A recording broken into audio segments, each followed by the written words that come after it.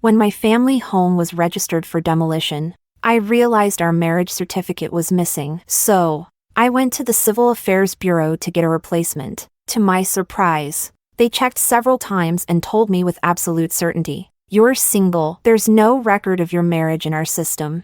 I remembered back then, my husband told me he had some connections so we wouldn't need to wait in line. So, we never went to the bureau. Instead, we pulled some strings and somehow got a marriage certificate. My first reaction was, my husband's friend scammed us. A month later, my husband came back from out of town. I was just about to talk to him about this. Unexpectedly, I saw him and our son in the room, secretly video calling a woman. My husband's tone was intimate. "Sweetheart, just hang in there. The day after tomorrow is our 15-year anniversary, and I promise I'll rush back home." Our son was also acting sweet, asking, "Auntie, when are you coming to take me home? I really don't want to live with this washed-up woman anymore." It hit me like a bolt of lightning. All these years, while my husband was working out of town, I stayed behind taking care of the entire family. He only came home for a couple of days during holidays. And yet, this is how he repays me, ruthless and heartbreaking.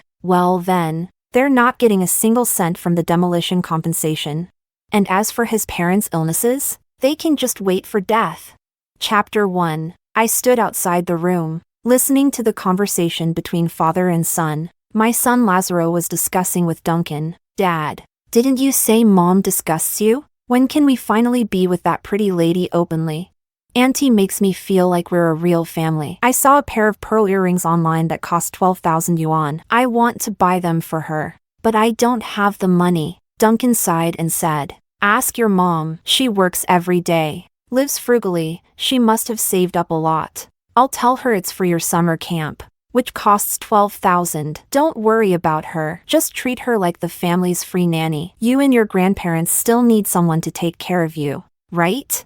Lazaro thought about it and agreed, "That's true. You didn't marry the pretty lady back then because you didn't want her to suffer taking care of the elderly. She's such a good person, she shouldn't be in the kitchen, let alone cleaning up after grandma and grandpa." Then Lazaro suddenly asked, "So what are you getting for Auntie?" "She likes flowers. I used 5 years of savings to have an entire room of flowers shipped to her from overseas. She'll love it." Sure enough, the next day Duncan brought up the summer camp. Lazaro asked for money without a second thought. "Mom, just transfer the money to Dad's account." I didn't answer that. I showed Duncan his parents' medical reports first. "This is Dad's. The doctor says he has Alzheimer's. He'll need constant care. And he also has several chronic illnesses that require regular hospital visits. This is Mom's. Her arthritis is getting worse. If not treated properly, she may end up bedridden long-term." Duncan didn't even glance at the reports. He cut me off with a scowl. "You're still nagging after all these years? Everyone gets sick when they're old. Hospitals just want to scam you out of money. Just give them some medicine when they don't feel well. You're already taking care of them anyway." Lazaro also mocked me. "Mom, you're so gullible. You believe whatever the doctor says. Stop yapping and just give the money." His face was full of impatience.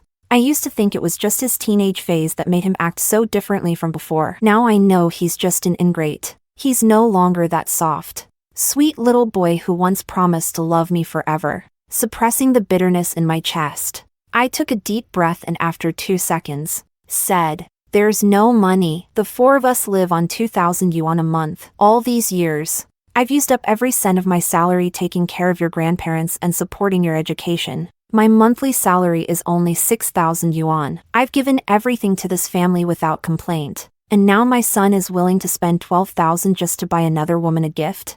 Luckily, this house is being demolished soon. We'll receive 8 million yuan and 3 apartments in compensation. I had originally planned to use the money to move the family to the capital, reunite with my husband and child, and get proper treatment for my in-laws. This house was left to me by my parents. After I married Duncan, he moved his household registration into mine. Technically, he should get a share of the compensation, but the marriage certificate is fake, and the household registration is fake too, so he won't get a single cent, and I'm not telling him that for now. Lazaro's eyes instantly turned red with rage. He exploded. "Stop making excuses. You just don't love me at all. You're too stingy to spend money on me." You're not even fit to be a mother. I've never seen anyone so cheap. Duncan also scolded me with a sour expression. A decent mother would rather sell her blood than say something like that to her child. Chapter 2. I stared coldly at the man before me, my heart frozen to the core. Duncan and I were childhood sweethearts. It was he who pursued me, and he who begged me to marry him. We understood each other. I thought we'd spend our days in peaceful stability. But after Lazaro was born, Duncan went to work in another city. He said he wanted me and our son to have a better life, and that was why he endured the pain of living apart. At first, he messaged and called me every day. Then it became once every few days. Eventually, if I didn't call, he wouldn't either. On WeChat, he constantly posted about how 24 hours in a day weren't enough for him, how busy he was. I didn't want to disturb him, so unless something important came up, I rarely called. I never imagined he'd already started a new family elsewhere. In his eyes, I was nothing but a fool, a tool to be used. They both stormed out, slamming the door behind them. Strangely, I felt a sense of relief, as if a weight had finally lifted off my chest. But what I didn't expect was this. Duncan and Lazaro teamed up and sold the cemetery plot I had just bought for my parents. They used that money to go to the capital under the pretense of attending summer camp to see her. Years ago, when my parents passed away, Duncan claimed he had gotten into a fight and seriously injured someone. If he didn't want to go to jail, he needed 500,000 yuan for a settlement. I gave him all the money we had to deal with it, which meant I had nothing left to buy my parents a proper resting place. I had to bury their ashes in a remote mountain area in the countryside. Just 2 months ago, I was recognized for outstanding performance at work and received a 50,000 yuan bonus. With some savings on hand, I bought a cemetery plot worth 88,000 yuan. I had already scheduled today to move their remains to the new site. But to my shock, the cemetery staff told me the plot I purchased had already been sold to someone else. He helped me contact the new buyer and even showed me the resale contract. Furious, I called Duncan to confront him. Duncan, you actually sold the cemetery plot I bought for my parents. You're a heartless bastard. My parents treated you like their own son. And you, how could you do something so disgusting? He wasn't the least bit ashamed. He actually sounded self-righteous. You're just too superstitious. Spending money on a cemetery is a total waste. The dead are just ashes, they're buried in the ground. End of story. Stop being so unreasonable. Then Lazaro grabbed the phone. He didn't even try to respect me anymore. You're so annoying. God, what a pest. Grandpa and Grandma are already dead. Why are you wasting money on the dead? Stop calling us and bothering us. Click. He hung up. I let out a long sigh. Perfect. I don't need that son anymore either. I'll buy an even better cemetery for my parents, and those two? They'll be gone from my life like the trash they are. That afternoon, I went to sign the demolition contract and confirmed that the compensation would be in my name only. I bought a better cemetery plot for my parents. Later, my mother-in-law called me, crying, "Jenny, my leg pain is killing me again. I can't move at all. Please come back." My in-laws haven't been particularly good to me, but they weren't cruel either. Still, this was a life at stake. I didn't hesitate. I rushed back and took her to the hospital. The doctor said she needed surgery on her leg. The cost would be around 100,000 yuan. Right then and there, in front of her, I called Duncan and informed him, "Your mother needs surgery. If she doesn't get it, her leg will be permanently disabled." Chapter 3. I turned on the speakerphone. His voice boomed out, "Jenny, don't think I don't know you're just using this as another excuse to ask for money. Let me tell you, even if my mom's leg really is about to be crippled, I've got no money for that. She's so old. She doesn't even need to go anywhere. What's she need her leg for? You're our family's daughter-in-law. Don't call me for stupid stuff like this again." My mother-in-law immediately burst out cursing in rage. "Duncan, you bastard. Raising you was the biggest mistake of my life. If I had known you'd turn out like this, I should have just strangled you the moment you were born." Duncan responded with a tone full of annoyance and helplessness. "Mom, I'm really busy. Can you stop making a scene with Jenny? Don't believe everything doctors say. These days most of them just try to scare you. I'm too busy to talk. Bye." The call cut off quickly on his end. My mother-in-law burst into tears, sobbing and gasping for breath as she clutched my hand, crying for a long time. Jenny, over all these years, your father-in-law and I have never been in good health. You've been the one taking care of us all this time. You really are a good daughter-in-law. I can't imagine how much you've suffered all these years. That son of mine, what a waste. It's a disgrace that a woman has had to hold this family together. I said to her, why don't you sell your house back in the village? Even though a countryside house isn't worth much, at least it could help cover medical expenses. She shook her head in despair. They're building a highway through the village. A few days ago, we got a call. We've already signed the demolition contract. Coincidentally, our plot of land got selected. It's not a huge amount, but it's just over 1 million yuan. That money is enough for your father-in-law and me to get treatment. Whatever's left, we'll give it to you. We can't let all your hard work go unrewarded. I finally understand now. Having a good daughter-in-law is better than having a good son. I stayed silent. A few days later, Lazaro called me. I want to go to school in the city where Dad works. Help me transfer schools. He didn't even call me Mom anymore. Since he and Duncan are so eager to be with that woman, I'll let them have what they want. After moving to the capital, Lazaro got his own WeChat account. He added me, but only to constantly push me about the school transfer. He even told me, the new school's hard to get into. We'll need to pull some strings and give a 30,000 yuan red envelope. Send the money quickly. I opened up his WeChat moments out of curiosity. He'd posted a lot. In every single post, there was a beautiful woman and a little girl. I recognized that woman. She was Duncan's high school deskmate and the school belle, Tiffany. Tiffany got married early. At 19, her family arranged a marriage with a wealthy man. She had a daughter not long after, and the man died shortly after that. Since then, I'd heard she never remarried. Turns out they'd been together behind my back all along. One post showed an entire room filled with pink flowers. Tiffany stood in the center, smiling radiantly. Lazaro had written, "What a beautiful auntie." This room full of flowers cost 100,000 yuan, flown in from overseas. So jealous of that little girl, having such a gorgeous mom. If only I had a gentle, beautiful mom like her. 100,000. Duncan really knew how to spend. His own mother was sick and he wouldn't spend a dime, but he'd blow a fortune just to make a pretty woman smile. Maybe it's because I've been disappointed too many times, but even though it still stabbed at my heart, it didn't truly affect me anymore. I processed Lazaro's school transfer, but I didn't send the 30,000.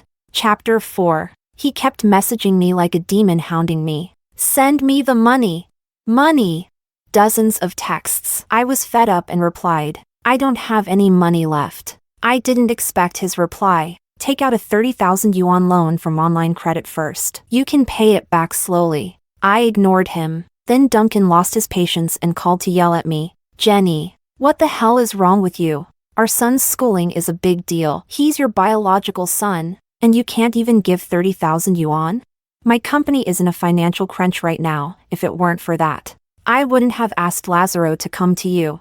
And about my parents' health, don't think I don't know you're conspiring with those two to fake their illnesses just to get money from me.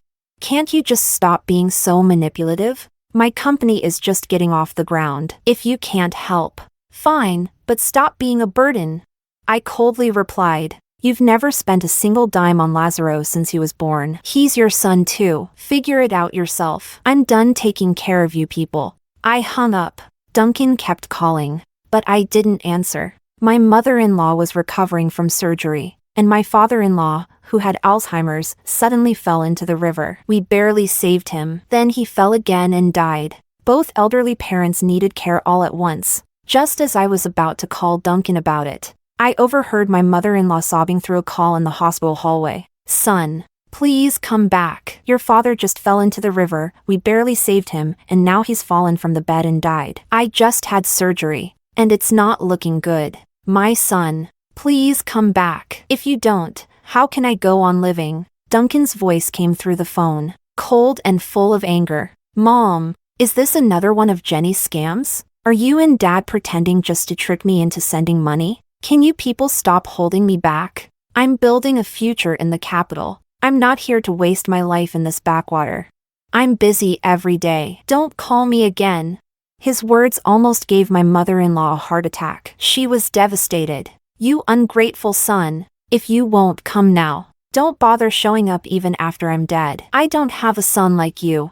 She hung up the phone and cried nonstop for the entire day. For 3 days straight. She called him over and over. The call log showed 897 calls made. Only one was answered. And during that single call, she was coldly told never to disturb him at work again. She waited. But Duncan never came. And when I wasn't looking, she ran headfirst into a wall and ended her own life. She left a will and a legal inheritance document. Everything, what remained of their 900,000 yuan in savings, was to go to me. Duncan would get nothing. After I buried my in-laws, the demolition compensation finally arrived. I got a new job, bought a new home. 3 years passed. Then one day, Duncan finally messaged me, "Wife, our flight is tomorrow. This time, when we return, our family will never be separated again. Mom and Dad are getting old, and it's time I stayed by their side and fulfilled my duty as a son." He still didn't know his parents were dead, and I had long since remarried. Chapter 5. Lazaro called me. I didn't answer. I hadn't changed my phone number because it's my old number and I need it for work. It's not convenient to replace it. But aside from my phone number, I had blocked every other way for Lazaro and Duncan to contact me. Then Lazaro sent me a message, twisting the story to play the victim. "Mom, you've ignored me for years now. Don't you miss me? I'm your biological son, your only son." I blocked his number. They were only trying to come back now because they either wanted something from me, or because Tiffany had kicked them to the curb. Sure enough, I saw the news in our high school alumni group chat. Tiffany had remarried. She was going abroad. Her new man was African, not from a major country, but someone with real status and money. People in the group were all gossiping about how Tiffany had ended up marrying a foreigner. Duncan was still in the group, silently lurking. Someone tagged Tiffany, asking why she was suddenly marrying into a foreign country. She didn't reply. She just left the group immediately. The next day, Duncan and Lazaro returned to what used to be our home, only to find it had already been demolished. A brand new residential project was under construction, with calls not going through and messages blocked. Duncan had no choice but to tag me in the alumni group chat. "Wife, I'm back. Don't be mad anymore. I won't go back to the capital. I'm staying by your side from now on." A bunch of classmates chimed in, teasing, "You two are the quietest couple in the group." "Duncan, you're shutting down your company in the capital?" No wonder Jenny's upset. She took care of the whole family by herself for so many years, inside and out. "Duncan, it's time you stepped up and shared the load." "Jenny, say something. Whatever the issue is, talk it out. You're husband and wife after all." Suddenly, one female classmate posted a surprised meme. "Wait. Duncan and Jenny never got divorced?" The group blew up. They never divorced, they just lived apart all these years. Duncan jumped in to explain. "Our love has stayed strong for 10 years. Divorce? Never. I'm just reaching out to Jenny because we had a small argument. I'm not going back to the capital. Let's all get together soon." I replied with one sentence. "Duncan and I have had nothing to do with each other since 3 years ago. We're not husband and wife. Not lovers, just strangers." Right after I sent that, I left the group. Some classmates tried to play peacemaker and added me on WeChat to mediate. I pretended not to see. I already had a peaceful life now. I had no interest in being disturbed by them again. But I didn't expect Duncan and Lazaro, unable to find me, to report me to the police. The police summoned me to the station. There, I saw Duncan and his son. Lazaro was 18 now, tall and handsome. He looked at me with emotion in his eyes, full of resentment that I hadn't gone to the airport to pick them up, and that I'd moved without telling them. Duncan spoke with a resentful tone. "Jenny, I can't believe how your temper has gotten worse with age. No matter what kind of conflict we have as a couple, you can't take it out on our son. Lazaro called and texted you and you blocked him. He's your biological son. Do you know how hurt he must feel?" The police, clearly only hearing one side, tried to reason with me. "Your son is grown now. Whatever issues you two have, just talk it out. Cutting contact like this isn't healthy." I looked at the officer and said, "I'm not his wife. We're not family." Before I could finish, Duncan pulled me aside and said, "Don't bother the officers with our private matters. Let's go home and talk this through. I know you've had a hard time these past years. I'm here now. I'll help carry the weight from now on. Chapter 6. He didn't know, it had stopped being his home a long time ago. Lazaro apologized reluctantly. I know. Dad and I didn't contact you these past 3 years. And it made you angry, but you didn't try to reach out to us either. It's not like we were never coming back. What are you so mad about? The demolition was such a big deal, and you didn't even tell me or Dad. Shouldn't you be the one apologizing to us? Duncan noticed my expression darkening and nudged Lazaro with his elbow. Watch what you say, no matter what. Your mom's your elder. Let's stop bringing up the past. What matters now is that we live well as a family. He smoothly changed the subject. As if nothing had happened. Let's go to the market, buy some of your grandparents' favorite foods, and have a nice family dinner together. Jenny, how have Mom and Dad been lately? What neighborhood are they living in now? They're gone. Before I could finish, Duncan interrupted me, assuming things again. Oh, they went back to the countryside? No, well, that's good too. At least you're not burdened with taking care of them anymore. We should go visit them sometime. After all these years, Duncan still hadn't changed, always assuming, always cutting me off. I didn't want to deal with him anymore, so I gave him my final, serious warning. Duncan, Lazaro, there is nothing between us anymore. Stop trying to contact me. From the moment you both chose Tiffany, you should have known I'm not the kind of woman who tolerates betrayal. I will never forgive either of you. Both Duncan and Lazaro froze, clearly surprised that I knew about Tiffany. But like father, like son, they stayed stubborn, refusing to admit a thing. Duncan even twisted it around and tried to blame me. Jenny, I didn't say anything all these years out of respect for everything you did for the family. But I've known about your little affair. For the sake of our son, I was willing to forgive you, as long as you're willing to come back and do your part as a wife. I actually laughed in disbelief. I couldn't imagine how he had the audacity to say something like that. Duncan, you are the most pathetic, disgusting excuse for a man I have ever met. Cheating is something only someone like you, someone completely shameless and heartless, would do.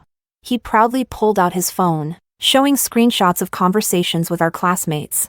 I was trying to save you some face. But since you're so stubborn and unrepentant, I don't see the need anymore.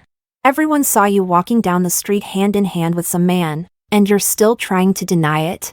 I stared coldly at him. You don't think this is laughable? You think you have the right to lecture me? You did something shameless, and now you think you're the moral authority?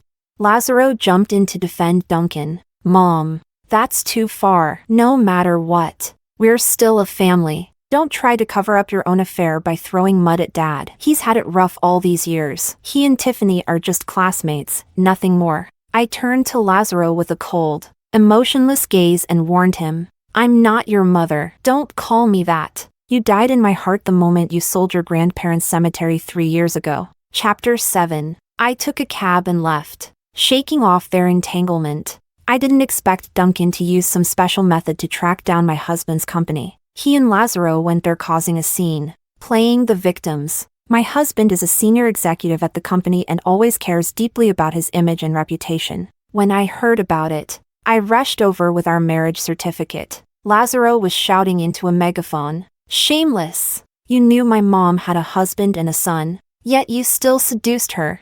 You knew you were the side piece but still insisted on sticking around. What kind of immoral person does that? Who gave you the audacity to act so brazenly? Duncan joined in, hurling insults at Martin. You act all respectable as a corporate exec, but behind the scenes you're hooking up with a married woman. You better give me an explanation today, or I swear I won't let this go. A crowd of employees gathered, watching the drama unfold. Martin wasn't fazed at all. He had nothing to hide and faced Duncan's reverse accusation with confidence. I'm warning you. What you two are doing is illegal. This is defamation. Jenny and I are legally married. We got together after she had been single for a full year. Duncan flew into a rage, shouting with bloodshot eyes. Bullshit! She's my wife. We never divorced. We grew up together. Our bond is deeper than most people can imagine. You're just a shameless homewrecker. And now you've got the nerve to call yourself her husband in front of me? If you're her husband, then what am I? Duncan became more and more agitated and lunged toward Martin. If it hadn't been for the crowd holding him back, his fist would have landed squarely on Martin's face. Lazaro jumped in, yelling too. My parents have a deep relationship. My dad works in another city. That's the only reason this bastard tricked my mom. And now you have the gall to accuse us of breaking the law? You're the one who committed a crime. You and my mom are guilty of bigamy, and we can sue you for it. Neither father nor son believed that Martin and I were truly married. The crowd whispered and murmured, looking at Martin like he was a stereotypical simp. I raised the marriage certificate and shouted, Martin and I are lawfully married. Duncan, Lazaro, open your damn eyes and take a good look. Duncan hadn't expected me to show up suddenly. He turned around, stunned, and stared at the certificate in disbelief. Lazaro shouted at me emotionally, Mom, you faked that marriage certificate just to defend this lowlife? Do you really think everyone here is that gullible? He had no idea that the marriage certificate between Duncan and me was fake, so he spoke with confidence, assuming my certificate was the forged one. Duncan also refused to believe it was real and sneered. How did you end up like this? Faking documents just to be with your homewrecker? Do you really want me to sue both of you for bigamy before you admit you're wrong? I sneered back, Great. Go ahead and sue us. If you don't, you're my grandson. Duncan's brow furrowed in fury. He didn't expect me to stand my ground like that. Lazaro egged him on, Dad, you have to sue this shameless woman. That homewrecker needs to pay for what he did. Duncan glared at me, wearing that look of I gave you a chance, and you threw it away. I exposed him. What right do you have to cause a scene here? Who are you to me, anyway? Or have you forgotten that the marriage certificate you gave me 19 years ago was fake? It hit Duncan like a bolt from the blue. He was utterly stunned that I had found out the marriage certificate was a forgery. Chapter 8. Lazaro thought I was deliberately throwing dirt on his father and kept accusing me. You're hurting me and my dad just for a homewrecker. Don't you feel any guilt at all? I looked at him mockingly and shot back. Lazaro, I should be the one asking you, don't you feel any guilt? Didn't you say you liked Tiffany? Didn't you say only someone as pretty as Tiffany deserved to be your mom? When you and your dad secretly sold your grandparents' graves and used that money to buy Tiffany earrings worth over $10,000, did your conscience hurt then? I carried you for 10 months, nearly died giving birth to you, raised and loved you with all my heart, and you had the audacity to say I disgust you. Call me a washed-up hag who should just die. Did your conscience hurt then? You and your father are both cold-blooded. You'd rather spend hundreds of thousands importing flowers from abroad to please a mistress than spend a cent treating your own mother's illness. For 15 whole years, I took care of his sick parents, raised his child, and managed everything alone. Your great-dad never gave a single penny to the household, only came back during the holidays at most. He lied to me, said he was starting a business in another city, but in reality, he was shacking up with Tiffany and helping raise her kid. You two are the last people on earth who deserve to call yourselves men. Lazaro was stunned. He never expected me to know everything. Public opinion immediately turned in favor of Martin and me. Oh my God, this father and son are truly disgusting, like father, like son. How do they even have the nerve to show up? Must be because the mistress dumped him. So now he's crawling back to the first wife. This is absolutely evil, trapping a woman in a fake marriage for 15 years, making her raise their child and take care of his ailing parents. This kind of heartless man deserves jail time. Someone pulled out their phone and started recording, then uploaded the video online. Duncan's face changed dramatically. He tried explaining to me, Jenny, I didn't mean to deceive you. I really was planning to get a real marriage certificate with you. I've just been so busy. We can go do it now, okay? Please don't be angry. I've always remembered how good you've been to me. Martin grabbed Duncan by the collar and warned coldly, Jenny is my wife now. Stay away from her, or I won't be polite.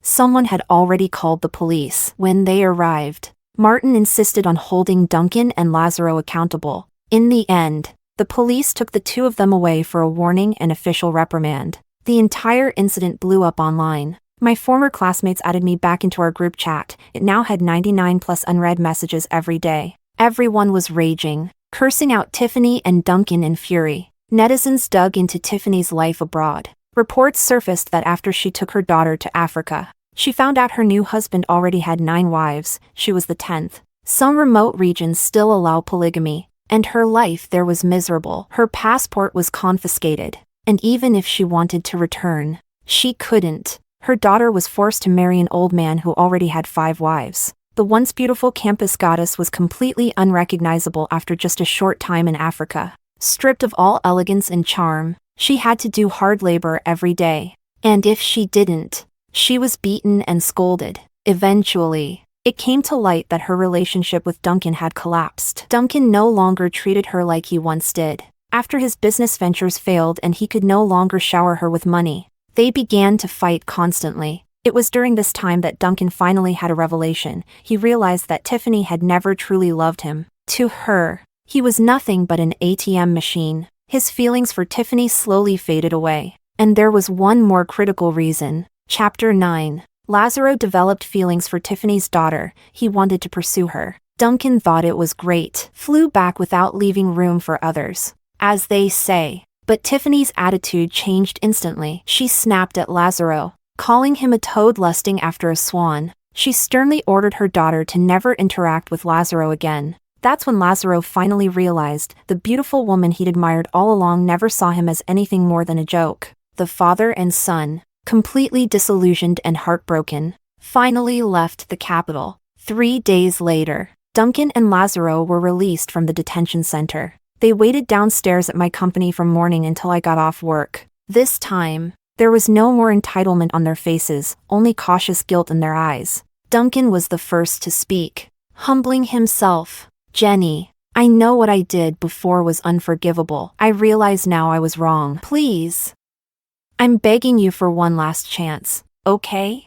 Lazaro followed up, pleading, "Mom, I was immature before. I get it now. You're the only one who's ever truly loved me." I warned them coldly, "If you don't leave right now, I'm calling the police." Duncan grew visibly nervous but still stood there humbly, refusing to budge. "Jenny, please divorce him, okay? I'll marry you right away. I really can't lose you. You were so good to my parents. Could you find it in your heart to forgive me just for their sake?" I sneered coldly. "Now you remember your parents? Too late. They passed away 3 years ago." Duncan was stunned, as if struck by lightning. "That's impossible. How could I not know?" I shot back. "How could you not know? Your mom called you 897 times. You were the one who said, 'Even if they die, don't call me and interrupt my work.'" It was as if someone had ripped the souls right out of Duncan and Lazaro. They stood there, hollow and stunned, unable to accept the truth. I turned to leave, but Duncan suddenly grabbed my arm. "Where are my parents buried?" "In the countryside. Your mom left a will asking to be buried next to your dad in the family's old farmland." Duncan pulled Lazaro along as they stumbled away, trembling. "Come on, let's go home and visit your grandparents." 3 days later, Duncan came to find me again, once more begging for forgiveness and hoping to get back together. But after I firmly rejected him, his face changed instantly. The house in the countryside got over $1 million in relocation compensation, and the one we lived in got you $8 million and 2 apartments. If you don't get back with me, then the money and the property should be split. My son and I will each take 1/3, and you'll only get 2/3. Your choice: either reconcile with me and we live as a family again, or hand over 2/3 of the assets to me and my son." I laughed mockingly and told him a harsh truth. "The relocation money from your family's house? Your mom left it to me in her will. It's legally protected. As for my house, sure, it was supposed to include your share, but you tricked me with a fake marriage certificate and a fake household registration. There's no way you're getting anything now. Legally, the property was registered under my name only. So of course, the compensation belongs to me alone." Duncan froze, as if he had just realized this reality for the first time. Still unwilling to give up, he hired a lawyer to sue me for a share of the compensation. But both the first and second trials ruled that neither he nor Lazaro were entitled to a single cent. As soon as we stepped out of the courthouse that day, Lazaro, ashamed and enraged, grabbed Duncan by the collar and shouted, "This is all your fault. If you hadn't cheated, if you hadn't fallen for that slut Tiffany, our family wouldn't have ended up like this. Mom wouldn't hate me either." The more he spoke, the more agitated he became, until suddenly, he shoved Duncan down the stairs. Duncan landed hard, cracked his head open, and lost consciousness. He was rushed to the hospital. He eventually recovered physically, but mentally, he became a fool, delusional and unstable. He wandered through each day like a madman. Lazaro couldn't handle the collapse of his world. He developed a severe mental disorder and was committed to a psychiatric hospital. Just as winter ended and spring began, everything was bursting with life, full of new hope, and I felt my spring had finally arrived. Story 2. I had spent half my life taking care of my in-laws. Then, I spent the other half caring for my son, his wife, and their child. Finally, I thought the day had come when Nestor returned home from the military, and we could be reunited. I thought it would be a time for celebration, but I was wrong. When he came back, he didn't come alone. He brought with him a delicate and charming woman and her equally beautiful daughter. That was the moment I realized, while I had been breaking my back taking care of our family, he had already promised his heart to someone else. My in-laws and daughter-in-law all tried to persuade me to get a divorce. Even my son grabbed me by the collar, demanding that I let go and step aside. But why should I? In the end, I died that night, the night I was thrown out of my own home. When I opened my eyes again, everything had changed. My father-in-law was bedridden and paralyzed. My mother-in-law was nearly blind. My son was just a helpless infant, crying for attention. And that pair of mother and daughter? They still lived right next door. The neighbors said the man in the house next door had passed away. They said it was only natural for our family to help those poor women out. They told me I was too stingy, too heartless, too cold. Yes, they were right. Why should I continue to trap myself in endless housework, playing the role of a selfless martyr?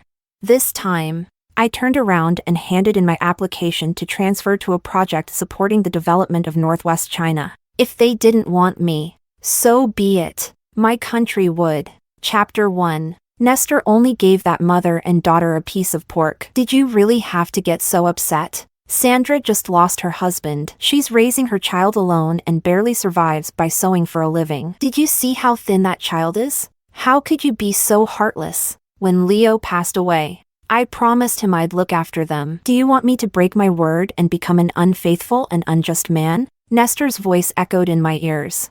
I clutched my chest as a sharp pain pierced my heart. The scene from my previous life played vividly in my mind, my son and my in-laws forcing me to sign the divorce papers. Mom, you're not good enough for Dad. He deserves better. In love, the one who isn't loved is the homewrecker. Yes, you served us all your life, but it's us who owe you, not Nestor. If you feel resentful, take it out on us. You've already ruined half of Nestor's life. Don't drag him down for the rest of it. I didn't do anything wrong. Yet they all turned against me, blaming me for not being pretty, blaming me for not having an education, blaming me for being manipulative, saying I only treated my in-laws well because I knew Nestor had a bright future. In the end, my son grabbed my collar, forced my hand to the pen, and pressed my fingerprint onto the divorce papers. I was trembling with rage. My heart felt like it was going to explode. Until my death. I never imagined that the son I had raised with so much love and sacrifice would treat me this way. I took several deep breaths. My eyes burned as I held back tears. When I looked up again, I faced Nestor, who was still lecturing me as if he were the reasonable one. Time hadn't touched his proud posture even after 20 years. Compared to his upright figure and Sandra's elegance, I, worn out from a lifetime of labor, truly looked like a fool. After a lifetime of dirty and exhausting chores, what did I expect? Don't look at me like that. I've done nothing wrong. He averted his gaze, speaking with the same self-righteous tone he used when forcing me to divorce him in my past life. I didn't argue. I didn't even bother to remind him that the pork he gave away was what I had stood in line all night to buy for our son and his aging parents. I turned and walked out. My in-laws called my name, begging me to come back. My son called out Mom, and ran after me. I ignored them all, even when my son tripped, scraped his chin, and cried. I didn't stop walking. I ran. I ran all the way to the factory and found the supervisor just before closing time. Are you sure you want to apply for a transfer to the West? The supervisor stared at me in disbelief. I nodded firmly. Yes, I'm sure. The supervisor frowned. Does Nestor know about this? He doesn't need to know. This is my decision. The supervisor was startled. Your son is only 4 or 5 years old. Can you really leave him? I nodded. This isn't about whether I can or can't. I just want to contribute to my country. You always say the nation comes first. Then the family. The West needs me now. I can't refuse and let down the revolutionaries who came before us. The supervisor clicked his tongue. Well, all right, but let me warn you. Once you leave for the Northwest, you might not come back anytime soon. Are you sure Nestor will let you go? I smiled confidently. Don't worry, no one can stop me from fulfilling my duty to my country. Finally,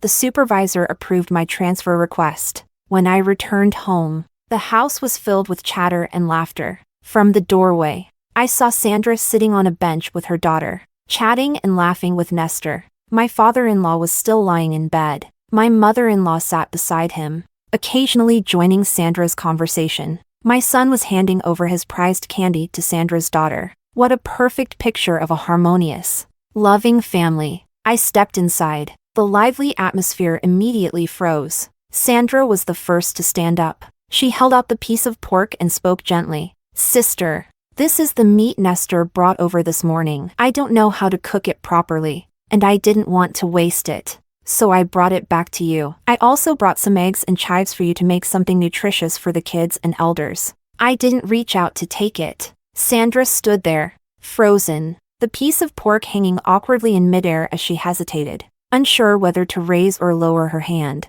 She quickly added, Sister-in-law, Nestor only pities us, 2 helpless women trying to survive alone. There's absolutely nothing between us. You have to believe him. I couldn't even muster the effort to lift my eyelids and simply walked toward the inner room. Nestor frowned, his voice carrying authority. Go cook. Sandra and Elise will stay and eat with us tonight. Make sure there's enough rice. I responded flatly. I already ate. I'm not hungry. Whoever wants to eat can cook for themselves. The room fell completely silent. Nestor's eyes darkened, shock written all over his face. You might not be hungry, but my parents, Margot, and the rest of us haven't eaten yet. How could you be so irresponsible? In my past life, I was too responsible. That's how you and your family bled me dry. I met his gaze and laughed lightly. Those are your parents. Marco is your son. I've been married into this family for over 5 years,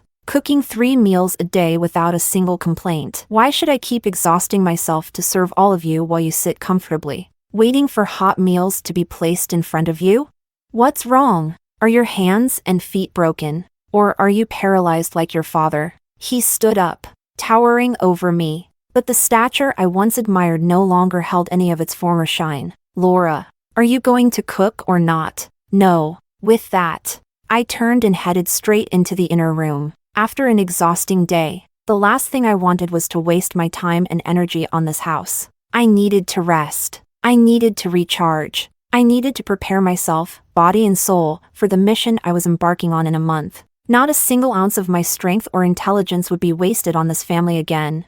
Chapter 2. The pork I had stood in line for an entire day and night to buy ultimately ended up as a heap of overly salty, greasy scraps in Sandra's hands. But pork was pork, no matter how bad it tasted. It was still enough to go with 2 bowls of rice. And from that day on, I completely stopped cooking. My in-laws scolded me. Even my son nagged at me. I acted like I couldn't hear them. I made it crystal clear to the 2 old folks, I wasn't the maid of this family. If they wanted to eat, they could cook for themselves, or eat out. Just don't bother me. Nestor started coming home on time recently, wanting to sit me down and talk things through. To avoid arguing, I volunteered for overtime at work. This gave Sandra the perfect opportunity. She took the initiative to buy groceries and come over to our house. She eagerly took on the chores, cooking and looking after the child. She even went out of her way to dote on my in-laws, ensuring their every need was met. Hoping to impress Nestor, Nestor watched her efforts, admiration growing in his eyes. I made sure to come home as late as possible, giving this tragic pair of star-crossed lovers plenty of time to bond. I let my son experience the affection of a stepmother. I let my in-laws enjoy the bliss of being pampered by a pretty daughter-in-law. If Sandra truly wanted to take on these responsibilities, I'd happily take a step back and enjoy my freedom. But she was born into a pampered life. She couldn't lift heavy objects, couldn't shoulder any burdens. She nearly burned the kitchen down trying to cook a meal. Her hands swelled like pig hooves after washing clothes due to an allergic reaction. Despite her failures, the pile of chores continued to grow each day. And once again, all eyes turned to me, expecting me to clean up the mess. Their words were always the same. What kind of daughter-in-law doesn't do housework? You're being unfilial. Nestor works so hard serving the country in the military, and you can't even take care of the home properly. Marco is just a child. As his mother, how can you stand by and let him starve? I looked at my son, wailing in my mother-in-law's arms, and didn't feel a thing. Let him cry. When he gets tired, he'll stop. Let him make a fuss. Once he's done, he'll calm down. My in-laws weren't my parents, and as for my son, I no longer felt like he was mine either. I continued working late shifts and overtime. By the time I came home at night, all I wanted to do was sleep. After enough days of neglect, Nestor had no choice but to manage his parents and child himself. He was too soft-hearted to let them suffer. Dinner's ready. Come eat, Nestor said as I walked through the door. On the table sat half a plate of ribs and some stir-fried vegetables. He brought a steaming bowl of rice to me and gestured for me to sit down. I glanced toward the back room. He immediately caught on and said, "They're all asleep. Marco kept crying for you." So I had to tell him stories for 2 hours until he finally calmed down. I ignored him and turned toward the bathroom, intending to wash up and go to bed. But he stepped in front of me. "I asked your supervisor. The cafeteria didn't serve dinner tonight. I know you're upset with me, but there's no need to punish yourself over it." He hit a sore spot. He was right. Why should I punish myself for Nestor's mistakes? I hadn't eaten dinner, and my stomach was practically burning. I sat down at the table and picked up a rib. As soon as I took a bite, Nestor let out a deep sigh of relief. "Laura, I know these past few years have been hard on you. It's my fault. I've let you suffer too much." So, he was finally reflecting. He must have realized how exhausting it was to take care of an entire family. "I've been thinking a lot lately," he continued. "You're trying to balance work and home, and it's too much for one person. So I wanted to talk to you about quitting your job." And there it was. Exactly what I'd been expecting. Marco will start elementary school soon. He'll need help with homework. Mom and Dad's health is only getting worse. If you quit your job and focus on taking care of the family, you'll have it easier. He said the same thing in my past life, and we all know how that turned out. After I resigned, Nestor immediately gave my position to Sandra. They spent their days together, inseparable, like a pair of lovebirds. Eventually, they seized the opportunity to move west, eloping to the frontier. He built his career, while she accompanied him, living a life of romance and tenderness. 4 years. Not a single penny was sent back home. Meanwhile, I, jobless, had to support the entire family by washing other people's laundry, from summer to winter, and back again. My hands were cracked, covered in chilblains and calluses. I still remember the day Nestor returned from the frontier with Sandra. I was covered in dirt, wearing patched-up clothes. Sandra, on the other hand, was radiant, dressed in the latest fashion, her skin glowing with health and beauty. I looked him in the eyes and laughed bitterly. "But your parents would rather have their son by their side. You and I earn about the same. Why don't you quit and let me provide for the family?" Nestor's face darkened instantly. "I'm a man. How could I let a woman provide for the household?" I laughed even louder. "Exactly. You're a man. You don't need a woman to support the family. But tell me, where has your salary gone all these years? Have you ever spent it on this household?" His lips pressed tightly together, guilt flashing across his face.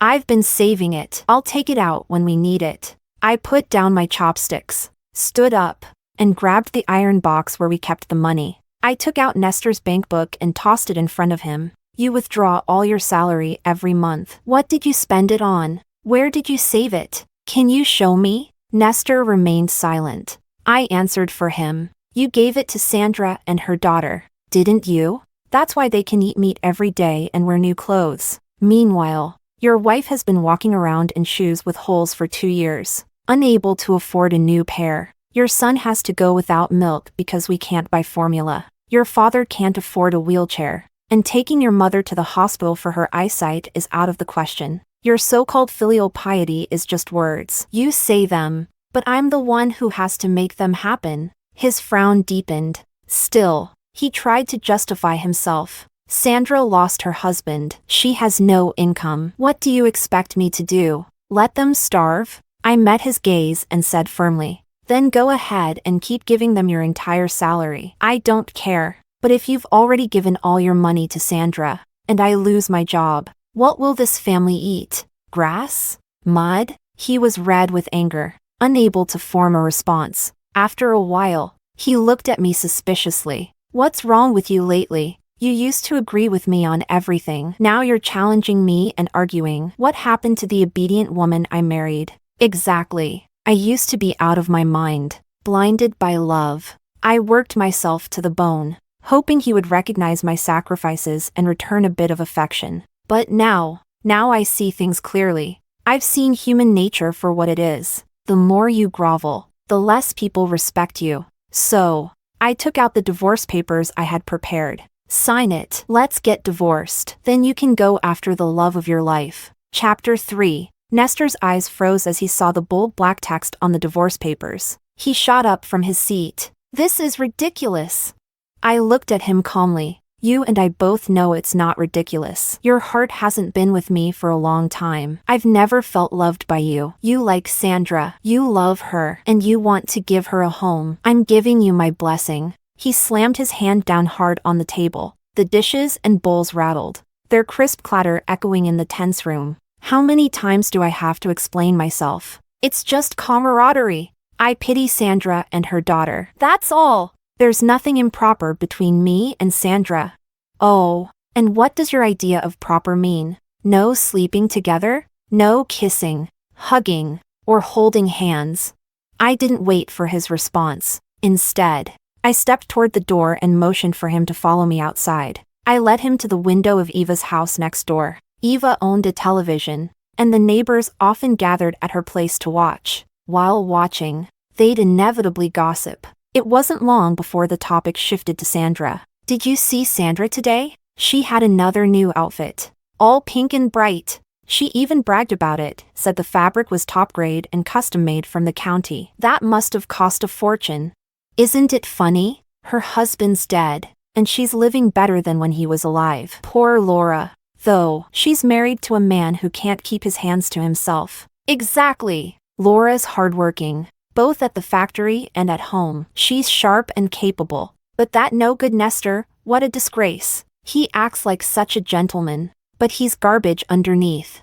I've been telling Laura she should leave him already. She's still young and beautiful, and she's got a steady income. Plenty of good men have their eyes on her. Even my cousins keep asking me every year if Laura's divorced yet so they can start pursuing her. And Sandra, she's been trouble from the start. She couldn't keep herself in check when her husband was alive. Always flirting with other men. Now that he's dead, she's not even pretending anymore. And Nestor's a damn fool, throwing away a woman like Laura to chase after trash like Sandra.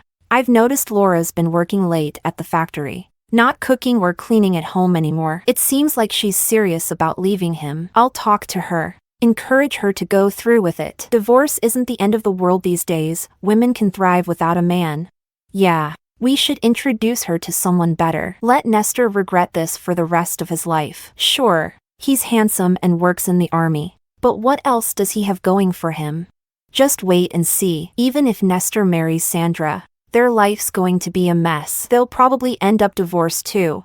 Nestor's face turned ghostly pale, his fists clenched at his sides. But he didn't dare speak. He couldn't, because deep down, he knew every word was true. That spendthrift Sandra, no matter who she's with, it's bound to fall apart. You know, Sandra's man worked himself to death trying to earn more money for her, stayed up for days and ended up getting pulled into the machinery because he was too exhausted. The neighbors kept talking endlessly, so much that I started feeling sleepy, thinking about work tomorrow. I had no patience to keep eavesdropping with Nestor, so I got up and went home. Nestor saw me leave and followed behind, his face dark and unreadable. Back at home, I washed up quickly and fell asleep as soon as I hit the bed. Nestor sat by the bed, wanting to talk several times, but seeing that I had no intention of responding, he gave up. The next day, we each went to work. At the entrance, we ran into Sandra. Sandra tried to greet me, but I ignored her. Then, acting overly familiar, she called out, "Nestor, bro." Surprisingly, Nestor just gave her a cold glance and walked away. Before we left the alley, I noticed Sandra's hurt expression. As Nestor and I walked side by side, he reached out and pulled me closer, draping his scarf over my neck. I froze, and then he handed me 2 boiled eggs.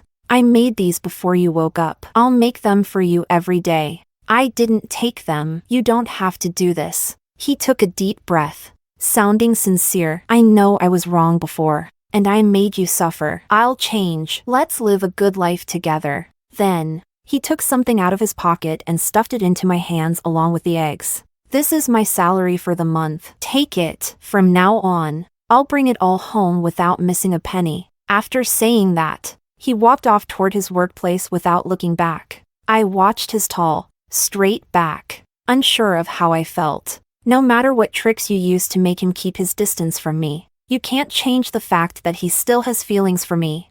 I looked toward the voice. Sandra was glaring at the money and eggs in my hands, her face full of resentment. "All the eggs and wages he's given you are just this one time. He's been giving them to me for years. We have a long future ahead of us." She glared at me provocatively. I curled my lips into a smirk, seizing the moment as the neighbors started gathering around. I raised my voice. "Oh, my man's been bringing you eggs every day? No wonder he never brought any money home. Turns out it was all for you." "These eggs and money? He asked me to deliver them to you. As long as you're eating well and living well, he'll feel at ease." Hearing my words, the surrounding crowd stopped in their tracks and looked over. Sandra's face turned bright red, and she lost the confidence she had earlier. You're spouting nonsense. Nestor and I are completely innocent." I pretended to be innocent. "Oh really? Then where do you get the money for new clothes every 3 to 5 days? If it's not from my man, is it from someone else's?" Her face crumpled in frustration. "Laura, stop trying to throw dirt on me."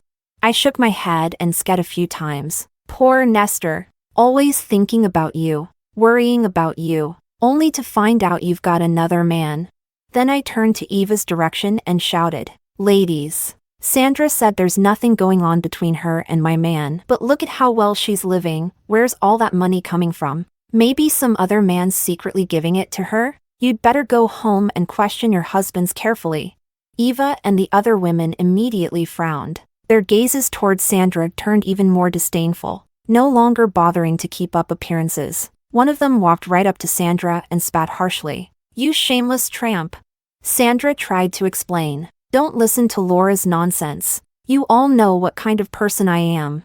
The women sneered. "We know exactly what kind of person you are. When your man just died, didn't you give my husband a handkerchief? Don't think I don't know what you were up to. Only that fool fell for your tricks."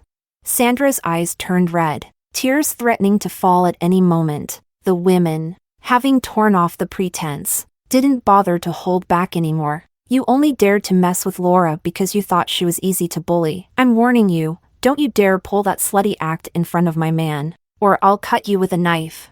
Hearing the threat, Sandra trembled in fear. "Laura, let's go. This place stinks." "Yeah, let's go. I have something to tell you." Let her keep acting shameless. Let's see how long she can keep it up. With that, Eva hooked her arm around mine, and we headed toward the factory. Sandra was left standing there alone, completely isolated and helpless. Chapter 4. Nighttime. As usual, I came home late. There was food on the table. Nestor was there, keeping me company, though his expression didn't look good. I figured he must have heard about how Eva and I teamed up against Sandra earlier in the day, but he didn't ask about it. Instead, he just chatted about trivial things. After dinner, Nestor took the initiative to clean up the dishes. I was happy to relax and went to bed after washing up. Nestor tried to say something several times but held back. He lay beside me, and no one knew what he was thinking. We stayed like this peacefully for about half a month. Even when Sandra came over specifically to ask Nestor for help, he turned her down with an indifferent expression. My mother-in-law, despite her poor eyesight, noticed something was off. She advised me, Nestor still cares about you the most. You shouldn't hold a grudge against him anymore. Come home earlier and help him share the household chores. As long as you two stick together, everything will be fine. I neither agreed nor disagreed, but deep down, I knew this peace wouldn't last. With Sandra's tenacity, there was no way she'd let go of Nestor so easily. 1 or 2 more months passed. The factory released the list of employees being sent to the West for the National Development Project. I was on the list. That night, when Nestor found out, his face remained gloomy. If you're going to the West, does that mean you're leaving me and this family behind? I replied calmly, your unit should also have openings for the Western Development Project. You can apply for one too. We can take the kids and parents with us. The company provides free meals and housing, and the apartments are twice as big as the ones here. Life there will definitely be better. He gritted his teeth. I can't go. I shot back. Why not? He opened his mouth to say something but swallowed the words again. I chuckled lightly. Is it because you can't bear to leave Sandra and her daughter behind? Without you, they might not even survive. His lips twitched before he finally lost his temper and blurted out everything at once. There's nothing between Sandra and me. I've already given my salary to you, and I've cut ties with her. Why can't you just be more understanding? I pointed at the burn mark on his arm. That's from a soldering iron, isn't it? He quickly rolled down his sleeve. No, it's not. Eva and the others saw you using the soldering iron when they visited the barracks. They asked around and told me the work is hard, exhausting, but pays well, more than your regular military salary. You didn't give me that money, so I'm guessing you used it to support Sandra and her daughter? He pressed his lips tightly together. You can't just leave them with no way to survive. I laughed coldly. Then let's get a divorce. That way, you can take care of them openly. You won't have to sneak out in the middle of the night, waiting for me to fall asleep before knocking on her door. His face darkened. You've been pretending to sleep at night? I shook my head. Believe it or not, Sandra told me herself. That's impossible. I didn't argue further and instead grabbed his sleeve. This? Sandra patched it up for you, right?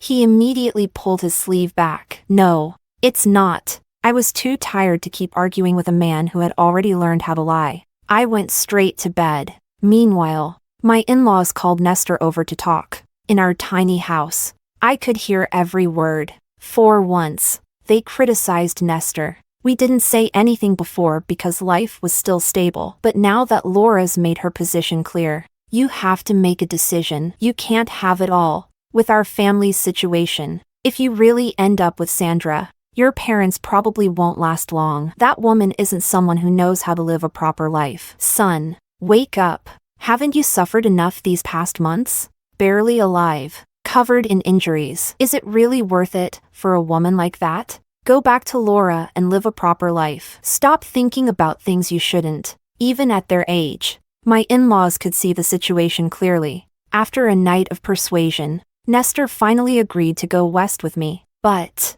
Nestor, can you really make it there?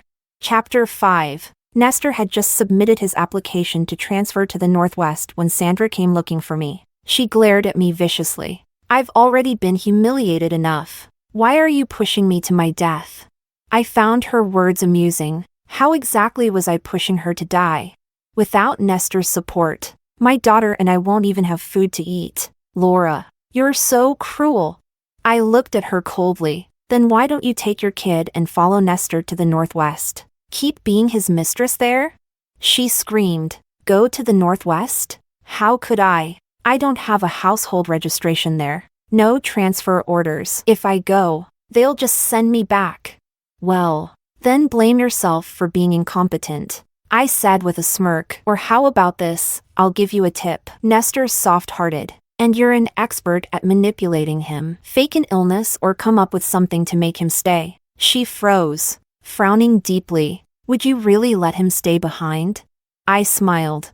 I'd be thrilled if he divorced me. Her eyes flickered with cunning as she started to scheme. I knew she'd figure out a way to make Nestor stay. Since I was heading to the Northwest, My supervisor specifically reminded me not to work overtime and to take some time to pack and visit family and friends. After all, once I left, no one knew when we'd meet again. So, I went door to door. I talked about old memories and shared dreams for the future. Nestor followed me, chatting and wandering around the neighborhood, until news came that Sandra had attempted suicide. The always composed Nestor panicked. He dropped everything and ran straight to Sandra's house, carrying her in his arms and rushing her to the hospital. Barely alive, Sandra lay in his arms, tears streaming down her face as she whimpered weakly, "Nestor, please don't leave me. I'll be good. I'll behave. I won't bother your family. Just don't leave, okay? Please. I'm begging you.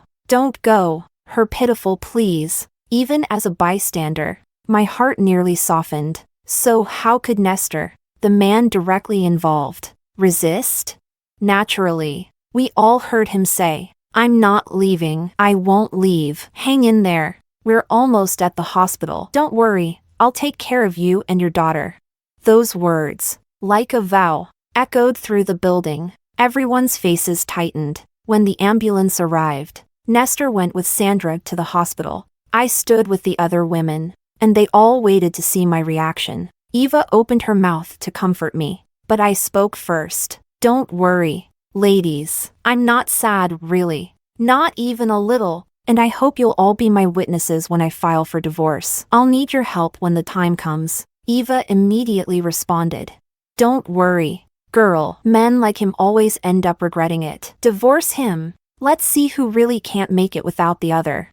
The other women chimed in, showing their support. Their words made my heart feel warm. Nestor stayed with Sandra at the hospital for a whole week. During that time, he withdrew his transfer application. When he came back, he didn't even care about the neighbor's stares. He carried Sandra back to her house, waiting on her hand and foot, cooking and serving her meals. Nestor took care of Sandra meticulously, leaving no detail unattended. But even after all that, he still refused to file for divorce. Instead, he said, "Even if I don't go to the Northwest, we're not getting a divorce. You just need to trust me. There's nothing between Sandra and me. I swear I'll never do anything to betray you for the rest of my life." Honestly, it was laughable. After everything he'd already done to betray me, he still had the audacity to make a promise like that. Did he really think as long as he hadn't slept with Sandra, it didn't count as betrayal? Eva couldn't stand how irresponsible Nestor was. She also didn't want to see me dragged down by him. So, she rallied the other women in the neighborhood and started showing up at Sandra's door every day to make trouble. Calling Sandra cheap was just the beginning. They were practically ready to drag her off and dunk her in a pig cage. Naturally, after suffering at the hands of the women, Sandra ran straight to Nestor to cry about it. And Nestor?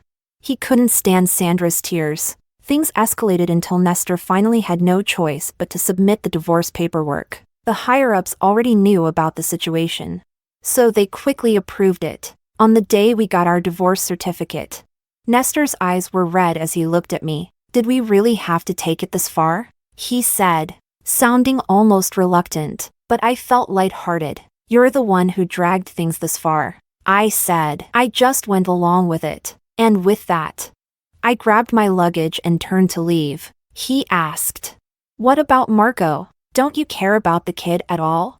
I smiled brightly. Everyone has their own path to walk from the moment they're born. Marco has his, too. Since you're staying here for your parents, take good care of him. There's nothing more to discuss. He grabbed my arm, his eyes full of things he wanted to say, but I didn't want to hear a single word more. "Let's keep this dignified. Nestor, if Sandra sees you pulling me like this, she'll start crying again. You can't betray me and then betray her, too. Laura, I can't let you go, but I've already let you go." I stepped onto the train heading west. Nestor ran after it as it pulled away, but I didn't give him a single glance. I just hoped the train would go faster. Faster, faster still. Chapter 6. 30 years in the Northwest. I remarried. My new husband was a kind and caring man. Because of our busy work schedules, we never had children. Fortunately, we were never fixated on having kids and thoroughly enjoyed our life as a couple. Over the years, I rose through the ranks, from a factory girl to the factory director. Later, as industries evolved, I was recruited back to my hometown as a provincial official in charge of mineral resource development. My husband, always supportive, moved back with me. Life passed peacefully, as calm as still water, until one day, during an inspection in a rural area, I saw Nestor. He was standing among the coal miners, his skin dark and weathered, his hair completely white, and missing one arm. The once tall and proud figure now stood hunched and frail. His head was lowered, and his eyes had lost their spark. He looked like someone ground down by life.